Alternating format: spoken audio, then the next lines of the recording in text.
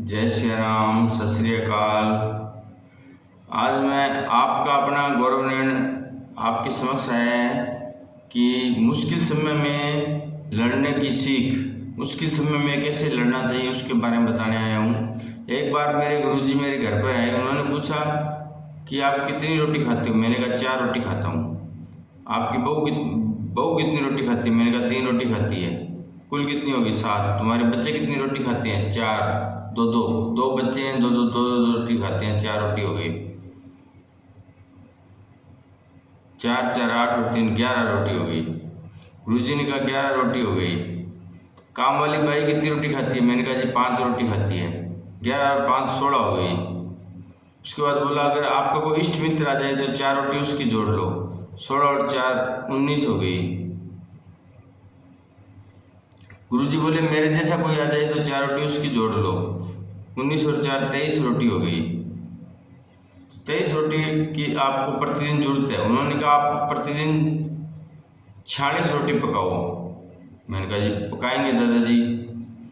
तो उसके बाद बोला कि आप 23 रोटी तो आप खा लोगे, 23 रोटी बचेगी तो उसका आप क्या करोगे? तो मैंने कहा जी भी या तो खुद खाएंगे सुबह, या कुत्ते या गाय को खिलाएंगे। तो बोले अगर खुद खाओगे तो जैसे वो बासी आपका अन्न है वैसे आपका बासी तन होगा। तो तन होगा, तन मतलब शरीर होगा। तो इसकी वजह से क्या होगा कि तन के शरीर का विकार तो बासी खाने से मिटा सकते हैं, लेकिन मन के विकार का जो मन का विकार है उसको नहीं मिटा सकते। मन के विकार का मतलब जितना आपको धन की जरूरत है, जैसे रोटी की जरूरत है उतनी रोटी बनाओ। आप ज़्यादा धन आप इकट्ठा मत करो। ऐसे अब कोई लॉकडाउन के लिए अलग बात है, लॉकडाउन जैसे लगा था उसके लिए तो सेविंग होनी चाहिए, लेकिन हिसाब की भी 10% आप सेविंग कर सकते हो। बाकी वो बासी धन हो जाता है। बासी धन आपको नुकसानदायक देगा, गलत सोच देगा, गलत आइडियाज देगा। तो ये उदाहरण सुन के मेरी पूरी दिनचर्या बदल गई गुरुजी की। उस दिन के बाद मैं इतना ही कमाता था जितना मेरे को 1 या 2 साल के लिए ज़रूरत हो। बाकी मेरा फ्री माइंड होता था, मनोरंजन करता था, फुटबॉल खेलता, क्रिकेट खेलता, बैडमिंटन खेलता, बॉडी को फिट रखता। क्योंकि पहला सुख काया को बताया गया, काया सुखी होनी चाहिए, उसके बाद माया को बताया गया। ये बात मैं आपको काफ़ी बार बता चुका हूँ। तो उसके बाद मेरी दिनचर्या बदल गई। हमारा परिवार बड़ा संतोषी परिवार है, सबसे बड़ा संतोषी परिवार है वर्ल्ड में मेरा परिवार। संतोष से बड़ा धन नहीं होता। ये मैं नहीं कहता, ये अपने सनातन धर्म के, हिंदू धर्म के शास्त्र कहते हैं। तो संतोष है मेरे को, उसी की वजह से आज मैं दुनिया का वर्ल्ड लेवल का आदमी हूँ और दुनिया का सबसे खुश और सुखी इंसान हूँ। तभी आपके समक्ष आया हूँ। मैं 90% कार्य शास्त्र अनुसार करता हूँ। जो भारत के शास्त्र है उनके अनुसार करता हूँ। 90% कार्य मेरे घर में सुई से लेके हवाई जहाज तक। और इसमें विश्वास नहीं करता कि मेरे पास कितना बड़ा घर है, इसमें विश्वास नहीं करता कितने बड़े शास्त्र से मेरा घर बना है, इसमें विश्वास नहीं करता। मैं इसमें विश्वास करता हूँ कि जिस जगह मैं रहता हूँ वहाँ कैसे रहता हूँ। मैं गाड़ी से नीचे पैर नहीं रखता इसलिए कि मैं सबसे खुश व सुखी इंसान हूँ। इसमें विश्वास नहीं रखता क्योंकि मैं खुश व सबसे दुनिया का सबसे खुश व सुखी इंसान हूँ, इसलिए गाड़ी से नीचे पैर नहीं रखता मैं। क्योंकि मेरी सोच क्या है, सच्चाई ईमानदारी की, बेईमानी की नहीं है। और मेरी सोच है प्रेजेंट में जीने की। भूतकाल में जो हो गया उसको कोई बदल नहीं सकता, भविष्य का हमें पता नहीं है क्या होगा। वर्तमान को सुधारो, भविष्य अपने आप सुधरेगा। सिंपल सा कॉन्सेप्ट है। बड़े मकान में रह रहा हूँ इसलिए मैं कोई बड़ा आदमी नहीं हूँ। आप जिस मकान में भी रहते हैं उसमें आप कैसे रहते हैं, ये क्या उस मकान के जो आदमी कैसे रहते हैं ये मायने करता है। जब उस मकान में कोई आदमी घुसता है तो उसको अगर बड़ेपन का महसूस होगी, वास्तव में ये बड़ा घर है, तो ये आपके लिए बड़े व्यक्ति होने का एक क्या है कि एक सबूत है कि जब कोई भी आदमी आपके घर में बढ़ता है तो उसको लगना चाहिए कि आपका घर बड़ा घर है। बड़ा साइज में बड़ा नहीं, उसमें आपका कितना मान सम्मान हुआ, उसमें कितनी शांति मिली, उसमें बैठने से आपको कितना आनंद आया, उसमें बैठने से आपको टाइम का पता नहीं चला। यानी टाइम ट्रेवल थ्योरी अगर आपने पढ़ी हो, सुनी हो, तो टाइम ट्रेवल थ्योरी के अनुसार मेरे घर में किसी को पता नहीं चलता। टाइम ट्रेवल थ्योरी के अनुसार से मेरे घर में टाइम ट्रेवल थ्योरी भी कुछ हद तक लागू होती है, क्योंकि मेरे घर में टाइम का पता नहीं चलता कब कितना टाइम हो गया। मानने वाले नहीं मानेंगे, जो टाइम ट्रेवल थ्योरी को जानते हैं वो मानेंगे। तो ये चीज़ है, मेरे घर में गेस्ट आते हैं उनको टाइम का पता ही नहीं चलता, और ये तो देर हो गई, और अब भी तो आया घंटों हो गए, और अब भी तो आया 4 घंटा हो गया।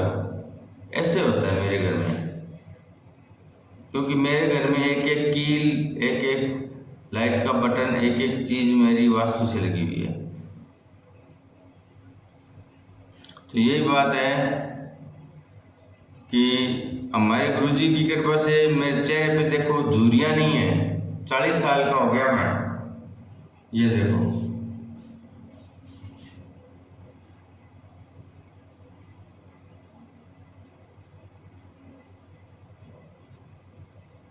चेहरे पे झुर्रियाँ नहीं है, चेहरे पे की चमक नहीं कम हुई,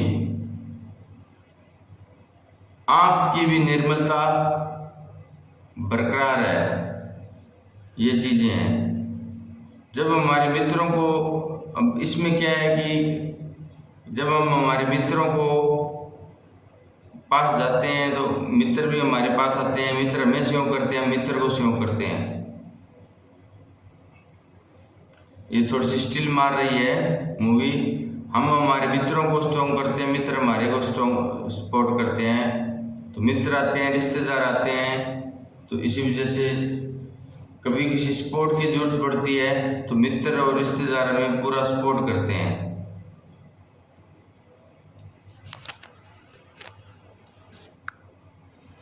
तो दूसरी चीज, गुरुजी ने एक बहुत ही क्रांतिकारी सूत्र दिया। उन्होंने मुझसे पूछा कि जलाशय में जाते हो क्या? मैंने कहा हाँ जाता हूँ। उन्होंने कहा अकेले जाते हो क्या? मैंने कहा नहीं, यार दोस्तों के साथ जाता हूँ। तो गुरुजी ने कहा कि आज से तुम अकेले जाना कहीं पर भी। अच्छे समय में व्यक्ति के इर्द गिर्द जमावड़ा होता है, भीड़ होती है। कठिन समय में बेटा व्यक्ति अकेला होता है। अभी अच्छा समय है तो तुम्हारे पास भीड़ है, जमावड़ा है। जब कठिन समय आएगा तो तुम अकेले यात्रा नहीं कर पाओगे। कठिन समय तक परेशान नहीं करता। कठिन समय व्यक्ति को परेशान नहीं करता। कठिन समय है ना, कठिन समय व्यक्ति को परेशान नहीं करता। एक बहुत ही मज़ेदार बात बताने वाला हूँ आपको। जो कठिन समय वो व्यक्ति को परेशान नहीं करता। परेशान कौन करता है कि हमारा कठिन समय लोगों को पता चल जाए, संसार को पता चल जाए कि इसका कठिन समय चल रहा है, तो वो कठिन समय हमारा और डबल ट्रिपल कठिन हो जाता है। व्यक्ति तब परेशान नहीं करता जब वह कठिन समय कठिन होता है, लेकिन समय तब तकलीफ देता है जब संसार में पता लग जाए कि व्यक्ति को समय कठिन है। जब बेटा तुम अच्छे समय से अकेले जाओगे तो कठिन समय में भी अकेले जाओगे। तो कठिन समय में अकेले जाना है तो लोगों को पता ही नहीं चलेगा कि समय कठिन है। तुम्हारे अलावा किसी को भी पता नहीं चलेगा कि समय कठिन है। तो लोग कहेंगे कि अच्छे समय में भी अकेला आता था, यह आदमी तो अभी भी अकेला आ रहा है, तो इसका समय अच्छा ही चल रहा है, बुरा चल रहा है। इसकी जानकारी संसार को नहीं पता चलेगी, और संसार को नहीं पता चलेगी तो जिंदगी में तुम अपने आप को पराजित महसूस नहीं करोगे। जब आप लोगों को पता ही नहीं चलेगा कि समय इसका कठिन चल रहा है या नहीं चल रहा, लोगों को पता चलते ही तो लोग आपको अंडर एस्टिमेट करेंगे, आपका नजायज फायदा उठाएंगे हर एक चीज़ में, प्रत्येक चीज़ में। तो लोगों को पता नहीं चलना चाहिए कि आपका कठिन समय चल रहा है। हम जो काम करते हैं, जो हमारे मन का है, सच्ची स्वतंत्रता है, जब व्यक्ति को अपने मन की मूल मुताबिक काम करने का अवसर मिल जाए तो व्यक्ति सफल होने मतलब क्या है कि जब व्यक्ति को अपने मन के मुताबिक काम करने का मौका मिल जाए, चाहे वो सफल हो चाहे असफल हो, तो फिर क्या है कि उसके असफल होने का भी अधिकार है। तो उसमें क्या होगा कि व्यक्ति अपने आप क्या कॉन्फिडेंस में रहेगा। व्यक्ति के ऊपर दबाव नहीं डाला जाए कि आप सफल होना ही होना है, लेकिन उसको फ्री माइंड हो जाए, वो फ्री माइंड कि मैं ये काम कर रहा हूँ, चाहे सफल हूँ चाहे असफल हूँ, मैं उसके ऊपर किसी का दबाव नहीं होना चाहिए। चाहे जो बच्चे पढ़ते हैं उनके ऊपर कंपटीशन की तैयारी करते हैं, उन पे माता पिता टीचर से दबाव नहीं डालें। जो बेटे हैं अपने बिजनेस कर रहे हैं, कोई दुकान कर रहे हैं, कुछ भी कर रहे हैं, उस पर असफल होने का भी उनके ऊपर दबाव नहीं डालें भी आप असफल हो जाओ, किसी प्रकार का दबाव नहीं डालो। फ्री माइंड रखो आप। जब तक फ्री माइंड रहोगे तो आपके असफल होने के चांसेस कम हो जाएंगे। तो यही बात कहना चाहता था मैं, यही कहना चाहता था कि मुश्किल समय में लड़ने की सीख क्या होती है। जय हिंद, जय भारत, सत श्री अकाल, जय श्री राम, सलाम वालेकुम।